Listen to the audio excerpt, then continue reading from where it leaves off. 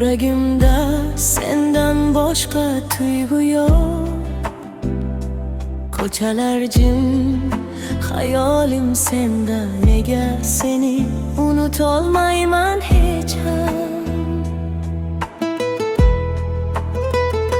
bir qarashing yüreğimde çağmur, bir kulishingda butun bir olam.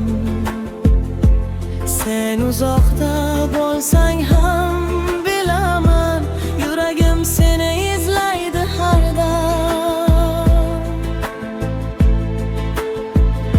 Yüreğim seni izlaydi, har urishi ismingni so'zlaydi.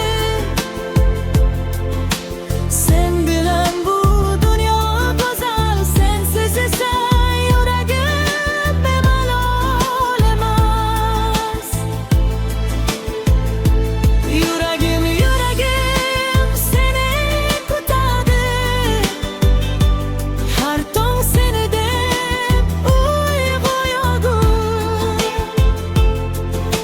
Agar sevgi tush bo'lsa ham, men shu tushda qolay bir umr ham.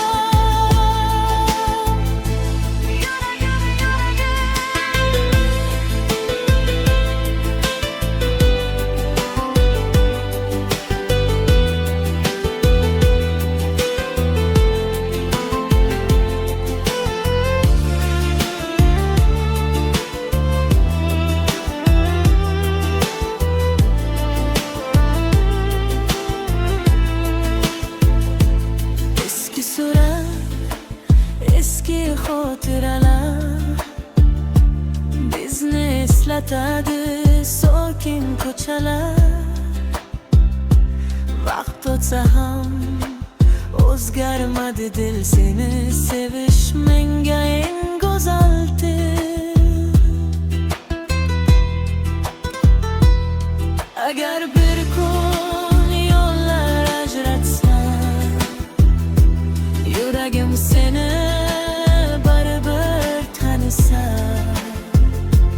Dunyo menga qarshi bo'lsa ham, men seni sevaman oxirigacha. Yüreğim